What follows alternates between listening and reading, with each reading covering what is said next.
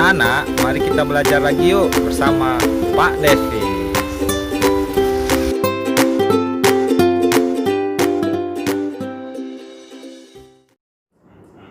Assalamualaikum warahmatullahi wabarakatuh.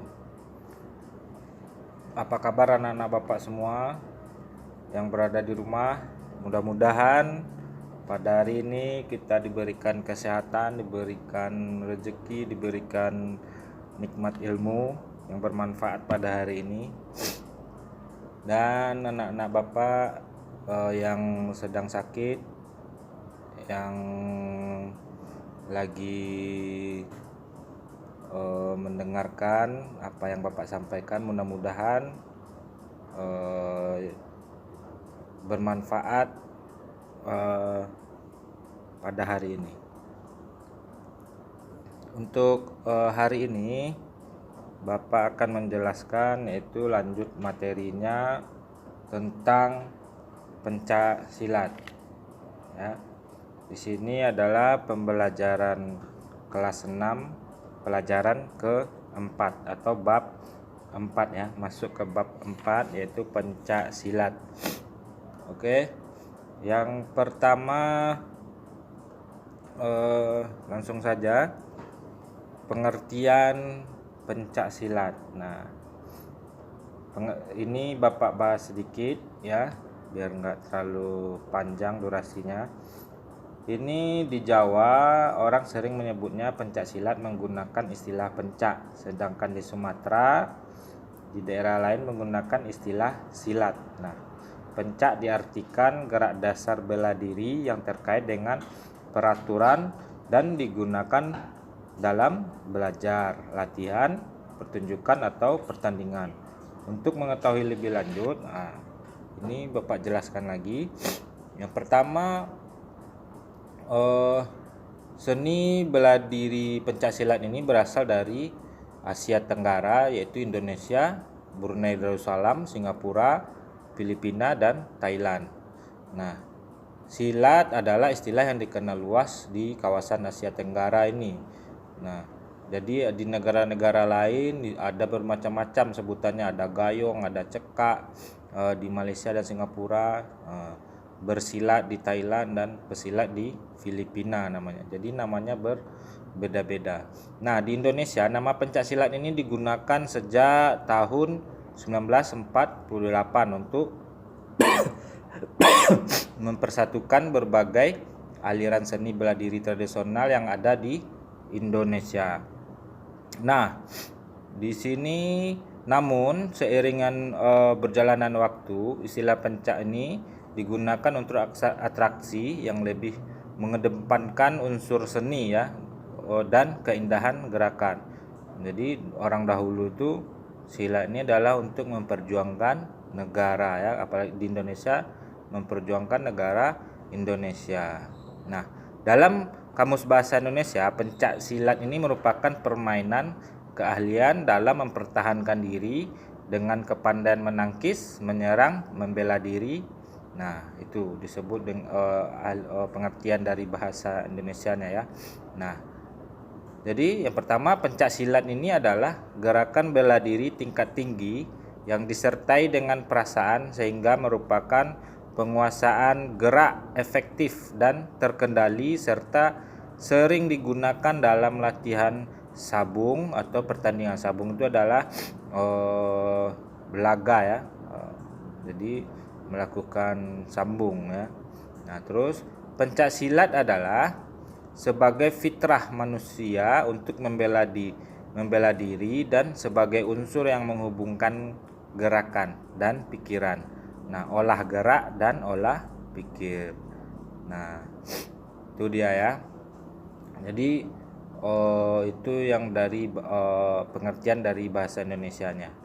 Nah, di sini asal usul pencak silat di Indonesia ini sampai saat ini belum ada yang dapat memastikan kapan dan bagaimana asal muasal pencak silat ini. Ada yang menyebutkan adanya bela diri ini karena kemampuan para nenek moyang ya, untuk melindungi diri dan mempertahankan kehidupannya atau kelompok dari tantangan alam. Jadi Oleh karena itu mereka menciptakan berbagai jurus untuk bertahan di alam itu. Mereka buatlah jurus yang menirukan berbagai gerakan binatang seperti kera, harimau, ular atau burung. Nah, ada pula yang menyebutkan asal-usul seni bela diri ini karena keterampilan berbagai suku Indonesia dalam berburu, berperang, menggunakan berbagai senjata seperti parang, tombak, perisai, dan misalnya suku Nias ya, yang terampil menggunakan parang. Nah, adat dan tradisi suku Nias ini dipercaya pada abad ke-20 tidak tersentuh budaya luar sama sekali ya. Nah, oke, itu bentuk pengertiannya. Nah, sementara menurut Samsudin, perkembangan silat dari Minangkabau ya mendapat pengaruh dari bela diri Cina atau India. Hal ini karena sejak awal budaya Melayu telah mendapat pengaruh dari kebudayaan yang dibawa oleh pedagang dari India Cina.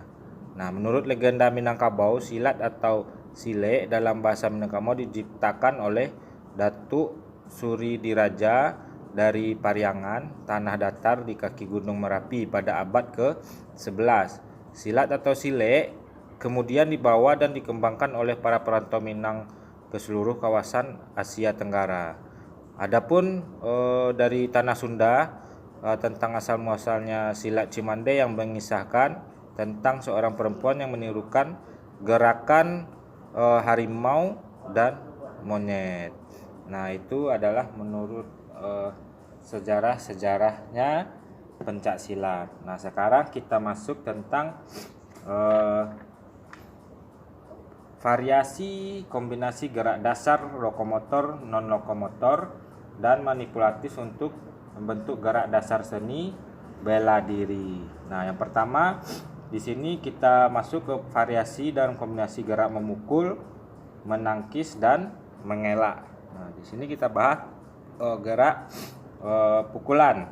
Nah, di dalam pencaksilat di sini ada contoh gambarnya. Di sini ada pukulan lurus ya. Pukulan lurus, terus pukulan tegak, pukulan bandul, seperti di gambar ada contohnya ya. Pukulan melingkar. Nah, bisa kalian perhatikan bentuknya seperti ini. Ada 4 pukulan ya. Terus langsung tendangan. Tendangan ada 4 juga di sini. Tendangan lurus seperti ini gambarnya. Boleh dipraktekkan di rumah di depan kaca ya, biar kelihatan bentuknya pas atau enggak. Terus tendangan tusuk seperti ini. Tendangan jejak, tendangan T ya. Lanjut ke tangkisan. Nah, ini tangkisan ada 4, tangkisan dalam, tangkisan luar, tangkisan atas, tangkisan bawah. Nah, ini 4 contoh gambar tangkisan ya. Terus lanjut elakan.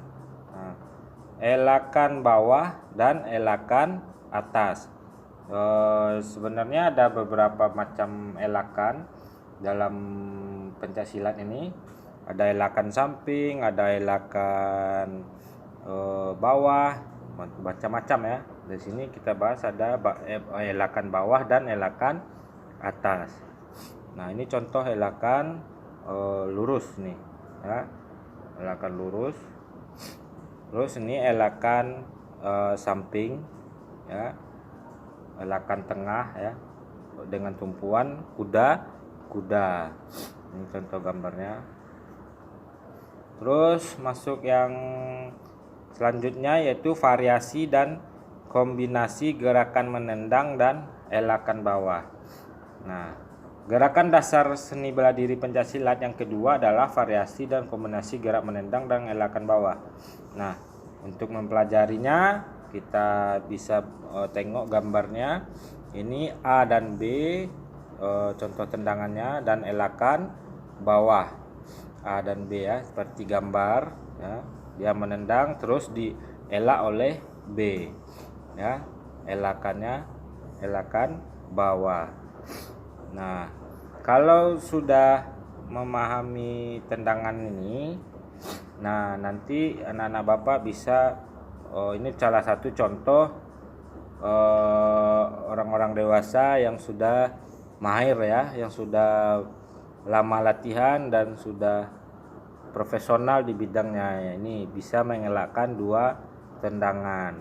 Nah, kalau yang ingin seperti ini, anak-anak Bapak bisa berlatih lebih lanjut di perguruan-perguruan yang ada di dekat rumah ya. Terus, nah ini contoh salah satu lagi, contoh para senior-senior ya, yang udah ahli dalam pencaksilat ya. Ini gerakannya ya.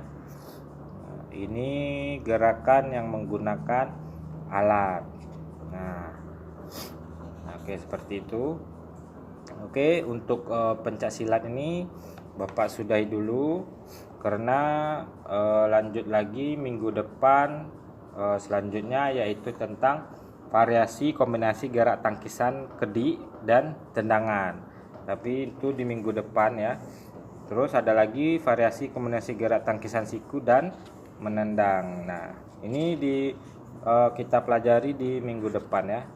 Nah, untuk sekarang mudah-mudahan bisa bermanfaat untuk anak-anak Bapak semua dan bisa dipraktekkan di rumah bagi yang bisa memahaminya.